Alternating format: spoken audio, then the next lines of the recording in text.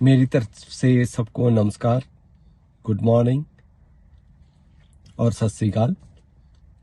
ये वीडियो मैंने हिंदी भाषा में उन स्टूडेंट्स के लिए बनाई है जो भारत से कनाडा में पढ़ाई करने के लिए अभी आ रहे हैं या कुछ बच्चे वर्क परमिट के ऊपर आ रहे हैं। उनके लिए भी ये लाहेवंद हो सकती है।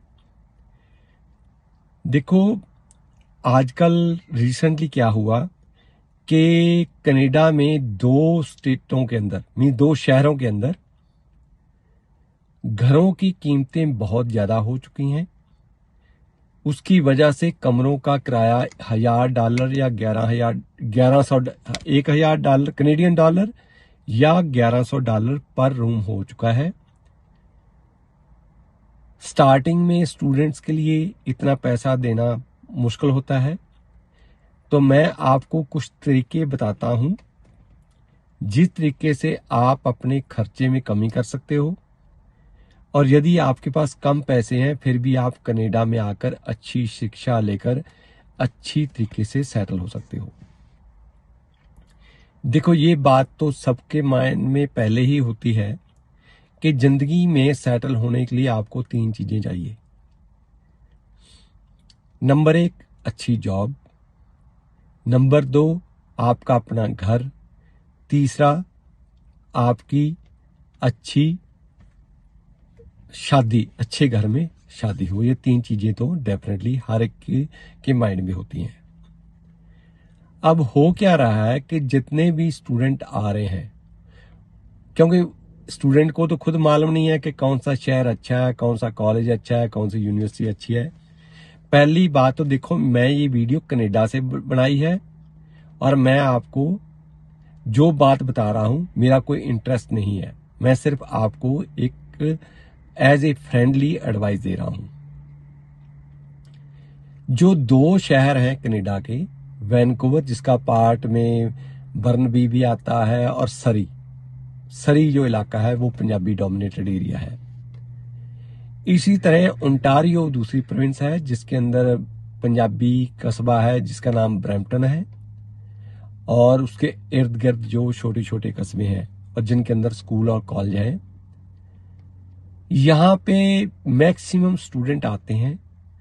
स्टूडेंट आने की वजह से 2 समस्याएं जो है वो मेनली प्रॉब्लम में है।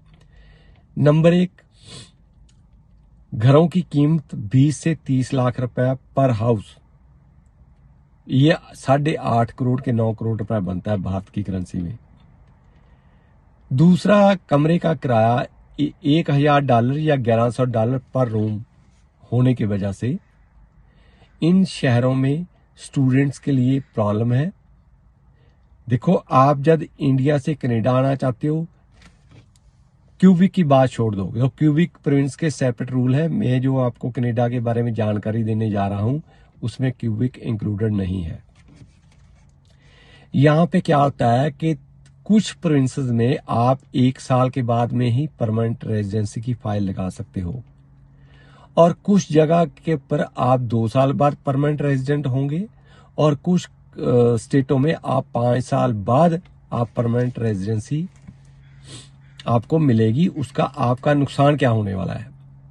देखो, जब आप स्टडी वीजे पे होते हो, पहले 1 साल या 2 साल, तो सिर्फ आप 1 वीक के अंदर 20 घंटे ही काम कर सकते हो, क्योंकि टोटल 40 घंटे होते हैं हफ्ते में काम के।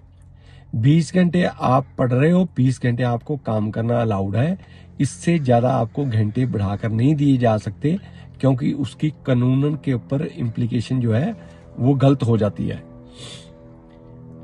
सो आपको इन दोनों प्रोविंसेस को छोड़ के, या आप रिमोट एरिया में जो कॉलेजेस या यूनिवर्सिटी है वहां पे जाओ, क्योंकि जब आप कनाडा में पक्के होते हो तो आपको ये कभी नहीं पूछा जाता कि कौन सी यूनिवर्सिटी या कौन से कॉलेज से पढ़ के आए हो।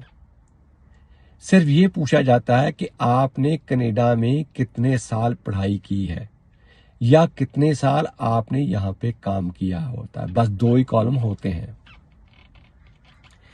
देखो, मुझे 18 साल हो गए कनाडा में रहते हुए। मुझे आज तक किसी ने नहीं पूछा कि तू कौन सी यूनिवर्सिटी से पढ़ के आया और कौन से कॉलेज से पढ़ के आए हो। ये मैं आपकी बात बिल्कुल समझता हूं कि यूनिवर्सिटी का या जो एडमिशन है वो 5 प्रोफेसर बैठ के करते हैं और मोस्टली यूनिवर्सिटी से रिकमेंड किया हुआ स्टूडेंट का वीजा रिजेक्ट नहीं होता है। कॉलेज के केसेस में रिजेक्शन हो जाती है। प्लस यहाँ भी कुछ हेराफेरी करने वाले आदमी हैं। जैसे आपने पीछे से सुना होगा कि क्यूबेक में 5 स्टूडेंट थे, उन्होंने कम से कम 11,000 स्टूडेंट को इंडिया से दाखिला प्राइवेट कॉलेजों में करवा दिया। और उसमें क्या 2 कॉलेज भारतीय एजेंट्स के ही थे, उन्होंने बैंकरप्सी डिक्लेयर कर दी। नतीजा क्या हुआ कि उन्होंने टोटली पूरे कनाडा में प्राइवेट कॉलेजों का दाखला बंद करा दिया। अपने ही आदमी अपना ही नुकसान करते हैं। उसको अवॉइड करने के लिए आपको RCIC registered immigration consultant of Canada के पास से ही फाइल मूव करानी चाहिए। बहुत सारे शहरों में भारत में आजकल RCIC के दफ्तर हैं, उनसे आप एग्रीमेंट करो, अपना काम करवाओ, पेमेंट आपकी बैंक के थ्रू रूट करो या क्रेडिट कार्ड के थ्रू रूट करो ताकि आपसे हेराफेरी ना हो सके। अपनी वीडियो इस बात के ऊपर थी कि आप अपना कनाडा में आकर खर्चा कम कैसे कर सकते हो। नंबर 1, आप पूरा घर ही रेंट पे लो। देखो, जब पहले 1-2 दिन तो आपको आपका जो स्कूल या कॉलेज यूनिवर्सिटी भी है वो आपको अकोमोडेशन कनाडा में अरेंजमेंट करके देती है। आप पहले वहां आओ, अपने पहले दिन की क्लास अटेंड करो। वहां पे आपको आपके दोस्त या काफी स्टूडेंट जो भारत से आ रहे हैं वो आपको मिलेंगे। आप कुछ स्टूडेंट इकट्ठे होकर पूरा मकान ही किराए पे लो, पर रूम मत लो, पूरा मकान लो। आपको कम रेंट के पर वो मकान मिलेगा। उसके अंदर लाइक माइंडेड पर्संस, तो आप ये लड़कियां हैं तो लड़कियां अलग से ले सकती हैं, लड़के हैं तो लड़के अलग से ले सकते हैं, कंबाइंड रहना तो कंबाइंड भी हो सकते हैं। तो मोस्टली एक कमरे में 2 लड़के या लड़कियां रह सकते हैं। यदि बड़ा कमरा है तो 3 रह सकते हैं। उससे आप पैसे की बचत कर सकते हो। दूसरा क्या है कि take admission in remote cities, ताकि वहां पे ट्यूशन फीस भी कम होगी। जैसे रजाइना है, सस्काटून है, मूसजा है, वहां पे अभी भी कमरे का किराया $400 पर मंथ है। यदि वही चीज हम कंपेयरिंग करें ब्रैम्पटन और ब्रिटिश कोलंबिया में, सरी में, तो एक कमरे का किराया $1,000 है। तो वहां पे आप अपने पैसे की बचत कर सकते हो। देखो, कुछ शहरों के अंदर सरकार ने क्या किया है कि यहाँ पे कनाडा में क्या होता है कि स्काई ट्रेन, बस स्टैंड और आपके रहने की रिहायश मल्टी स्टोरी बिल्डिंग में बनाई गई है। आपको सुविधा है। आप क्या होता है कि उसके अंदर गवर्नमेंट का रेंटल एक्ट लागू होता है। कम पैसे पे आपको रेंट पे बिल्डिंग मिलेगी, पर सफाई वगैरह का आपको पूरा ध्यान रखना होगा। यदि आप कुछ स्टूडेंट इकट्ठे होकर उसमें कमरा ले सकते हो, या एक पूरा अपार्टमेंट, उसको अपार्टमेंट कहते हैं, जो घर मल्टी स्टोरी बिल्डिंग में होता है, आप उसके अंदर रहते हो तो आप उसके अंदर बचत कर सकते हो। तो वहां प्लस आपको ट्रांसपोर्ट नीचे मिलेगी, ऊपर आप रह रहे हो, आपका खर्चे में कमी आएगी। कुछ शहरों के अंदर बोर्ड होते हैं, जैसे सास्क बोर्ड है, सस्कैचुअन बोर्ड, रजाइना बोर्ड, वहां पे लकड़ी के अप टू 6 स्टोरी बिल्डिंग बनाई होती है और वो सरकार की तरफ से बनाई गई होती है। आप वहां पे कुछ स्टूडेंट इकट्ठे हो गए, 3-4 स्टूडेंट इकट्ठे हो गए, एक आप अपार्टमेंट ले सकते हो। उसके अंदर आपको किराया भी कम लगेगा, ऑनर की इंटरफेरेंस भी नहीं होगी, पर वहां पे आप पार्टी करके रात को स्टीरियो वगैरह चला के शोर शराबा नहीं कर सकते हो। 5वां क्या है कि आप देखो, मोस्टली मैं क्या देखता हूं, आप वो जॉब कनाडा में कर रहे हो, जॉब हर एक को मिलती है, इसमें कोई शक वाली बात नहीं है। जो जॉब आपके घर के पास है, जैसे मैकडोनल्ड है, 7-Eleven है, फूड कोर्ट्स है, तो आप मिनिमम वेज के ऊपर काम कर रहे हो। इवन कैश के ऊपर मैं देखता हूं कई स्टूडेंट $5 पर आवर के ऊपर काम कर रहे हैं। वो भाई ऐसा नहीं होता है, आप लोकल सोसाइटी को भी खराब करने जा रहे हो। आप कंस्ट्रक्शन, यदि आप फिजिकली लड़के हो, मेल हो, तो आपको कंस्ट्रक्शन में जाकर काम करना चाहिए। वहां से $20 से लेकर $25 पर आवर आपको तनख्वाह मिलेगी, जबकि आप फूड कोर्ट के अंदर $5 के ऊपर काम कर रहे हो। इसी तरह लड़कियां हैं, यदि वो फिजिकली स्ट्रांग हैं, गांव की हैं, खेतों में काम करती हैं, जैसे हरियाणा में अक्सर लड़कियां खेतों में काम करती हैं या पंजाब के कुछ गांव में काम करती हैं, तो आप कंस्ट्रक्शन में जा सकती हो, क्लीन अप की काम कर सकती हो, तो आपको उसके अंदर तनख्वाह ज्यादा मिलेगी।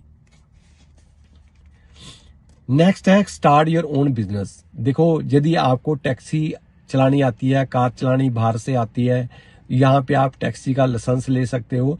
तो यहाँ पे जितने भी मालिक हैं वो क्या करते हैं कि 24 घंटे कार चलती है, 12 घंटे तो खुद चलाते हैं, 12 घंटे के लिए उन्होंने या तो एम्प्लॉय रखते हैं या वो दूसरे आदमी को रात का किराए पे दे देते हैं। आप जितनी मर्जी चलाओ, उसने $100 लेना ही लेना है।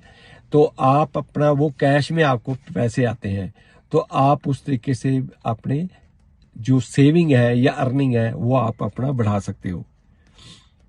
नेक्स्ट है कि आप कंट्रैक्ट बेस के ऊपर काम कर सकते हो। कंट्रैक्ट बेस में क्या होता है कि लमसम में आपको 1 वीक की या 15 दिन की तनख्वाह दी जाती है या 1 महीने की, तो उसमें आपकी अच्छी इनकम हो सकती है। इस तरीके से यदि आप फ्यूचर में आप कनाडा आ रहे हो, तो आप कोशिश करो कि आप सही शहर के अंदर दाखला लो। नौकरी तो यहाँ सबको मिलती है। खर्चा अपना कम कर सकते हो, जिसके ऊपर आपके माँ बाप के ऊपर ज्यादा खर्चा ना आए, तो आपकी समस्या कम हो। आप पीस ऑफ माइंड से अपनी पढ़ाई के ऊपर ध्यान दे सकते हो, काम के ऊपर ध्यान दे सकते हो और कम पैसे में अपना गुजारा कर सकते हो। यदि आपको वीडियो ठीक लगी, प्लीज सब्सक्राइब आवर चैनल। यदि आपको कोई इन्फॉर्मेशन इंडिया में चाहिए, हमारा पटियाला में दफ्तर है, 9815101148। दूसरा फोन है 9888295000। कनाडा में आपने मेरे से बात करनी है, फ्री ऑफ कॉस्ट कंसल्टेशन है। आप किसी भी सैटरडे या संडे भारत में रात के 8 बजे के बाद, क्योंकि जब इंडिया में रात होती है तो कनाडा में दिन होता है, सुबह चढ़ती है, तो मैं आपकी हर बात का जवाब दूंगा। मेरा phone number Canadian phone number है 6047655008। ओवर। Thank you.